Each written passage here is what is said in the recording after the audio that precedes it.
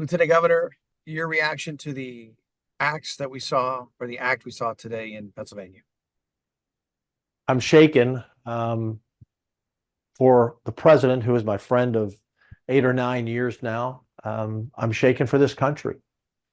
Uh, we are at a point, Mario, where by a millimeter, by a slight turn of the head, maybe by the teleprompter deflecting the bullet, saved his life. We know there was a shooter on the roof. That's what we know now. Uh, and they were out to kill the president. And only by a miracle was he saved. I tweeted out tonight, I texted the president tonight, and I said, Mr. President, as I've said to you before, I believe the hand of God is on you and has been. You've survived for so many things, but tonight only the grace of God and a merciful God spared your life.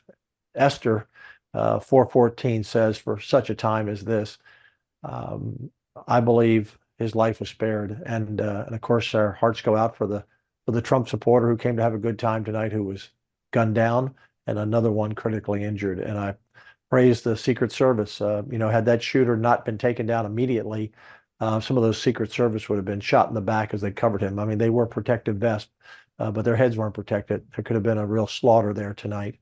Um, and I just I can't even imagine what the country will react to tomorrow.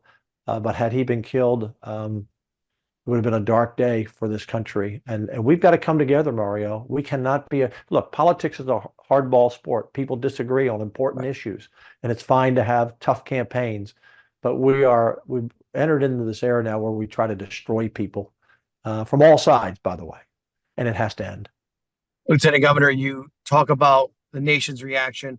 We did Yeah. hear from President Biden. Your thoughts on his comments? Yeah, to be honest with you, Mario, I have not heard what he said, but I'm sure the words were appropriate. Mario, when Barack Obama, look, I'm a conservative Republican. I'm chair of the Trump campaign in Texas and support the president. But when Barack Obama won, I didn't support him, but I prayed for him.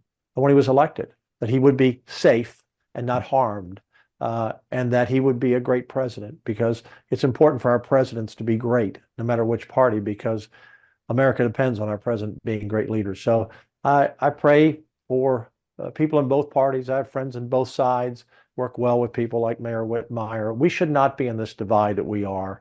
And I will say, Mario, look, the media is partly responsible for it. This 24-hour news site. I'm not talking about you guys, the nightly news, but the talk, the talk formats that we have on television. It goes 24 hours, every day. And they often pit the person who's the loudest on the right and the loudest Right. on the left and throw them in the ring like it's a prize fight. There are lots of good people in both parties in government who never are interviewed because they're not that kind of person.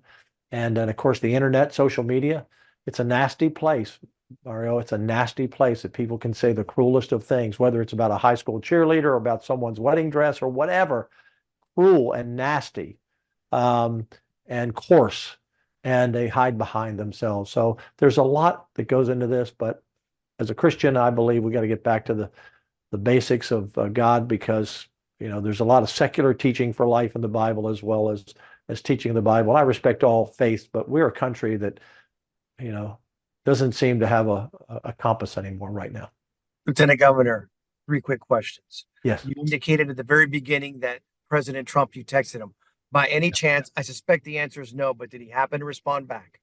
I wouldn't have expected him to respond back, Right, because, to be honest with you, I'm sure a lot of people have texted him. We were right. actually scheduled to talk this morning, and we missed each other. And Um, I asked because you are close to him. That's why, sir. sure, sure. Yeah, no, I wouldn't. Look, I wouldn't expect it. He has a lot of people close to him, and on the totem pole of people in his circle, I'm his friend. I realize where I am on the totem pole, and there's How world does leaders that are texting him, and there's congressmen, and there are friends and business leaders. Um, but and in my tweet, I flew back to him to Houston about 6 weeks ago from New York after the trial, right. and we had this. I told him, I said, Mr. President, I believe God has his hand on you from the very beginning. What do you feel this does for the temperature of the upcoming GOP convention, sir? Uh, I think it is going to be the most incredible night, Thursday night, because I'm assuming he walks out on the stage, even if he were hurt seriously, and the reports are he's not. Um, when he walks out on that stage, there's going to be tears.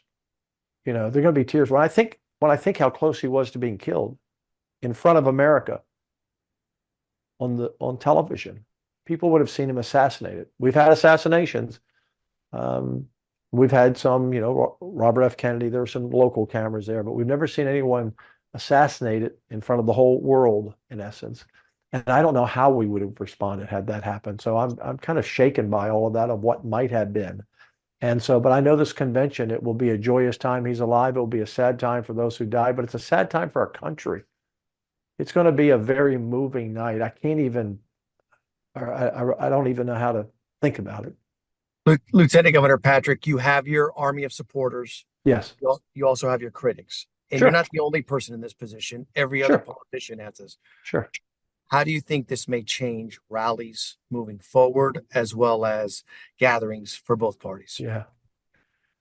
We can't let the killers out there stop us from having a free country, and we are an open country. We can't have it now.